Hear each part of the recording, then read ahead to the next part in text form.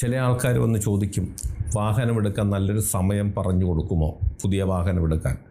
അതിനകത്ത് കാര്യമുണ്ട്. നമ്മൾ ആദ്യമായിട്ടൊരു കാര്യം ചെയ്യുമ്പോൾ അത് നല്ല സമയത്തിന് തുടങ്ങുക, നല്ലൊരു മുഹൂർത്തത്തെ തുടങ്ങുക എന്നുള്ളത് സത്യം തന്നെയാണ്. പക്ഷേ മറ്റു ചിലർ ചോദിക്കുന്നത്, ഇപ്പോൾ എനിക്ക് സമയം മോശമാണ്, ഇനി വാഹനം ഓടിക്കുന്നത് കൊണ്ട് കുഴപ്പമുണ്ടോ? ആ ചോദ്യത്തിനോട് ഒരു രീതിക്കും നമുക്ക് അനുകൂലിക്കാൻ പറ്റുന്നില്ല എന്നുള്ളതാണ്. കാരണം സമയം നല്ലതാണെങ്കിൽ പോലും അശ്രദ്ധയോടുകൂടി വാഹനം ഓടിച്ചാൽ അത് അപകടം സംഭവിക്കും.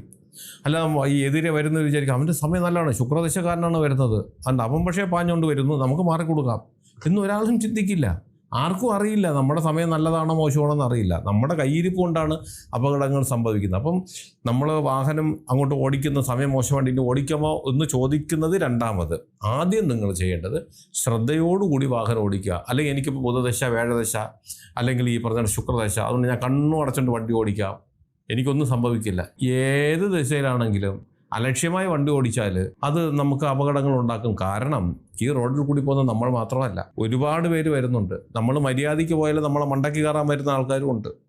റോഡെന്ന് പറഞ്ഞാൽ കണ്ണു അടച്ച് ഓടിക്കുക സ്ട്രെയിറ്റ് അല്ല, അത് ഈ ചേരയ്ക്ക് അടികൊണ്ട് നടക്കുകയാണ്, വളഞ്ഞും വളഞ്ഞുമാണ് അത് പോകുന്നത്. അപ്പം റോഡിൽ വാഹനം ഓടിക്കുമ്പോൾ നമ്മൾ ജ്യോതിഷികളുടെ അടുത്ത് പോയിട്ട് സമയം നല്ലതാണോ എന്ന് ചോദിക്കുന്നതിനേക്കാളും ഉപരി, അതിനേക്കാളും മുമ്പ് ചെയ്യേണ്ടത് നന്നായിട്ട് റോഡ് നിയമങ്ങൾ പാലിച്ചുകൊണ്ട് വളരെ ശ്രദ്ധയോടുകൂടി നമ്മൾ വാഹനം ഓടിക്കുക. അങ്ങനെ ഓടിച്ചാൽ എത്ര സമയം മോശമാണെങ്കിലും അപകടങ്ങൾ വന്നാൽ അതിൽ നിന്ന് നമുക്ക് രക്ഷപ്പെടാൻ സാധിക്കും. കാരണം വാഹനത്തെ നിയന്ത്രിക്കുന്നത് നമ്മളാണ്, നമ്മുടെ സമയമല്ല.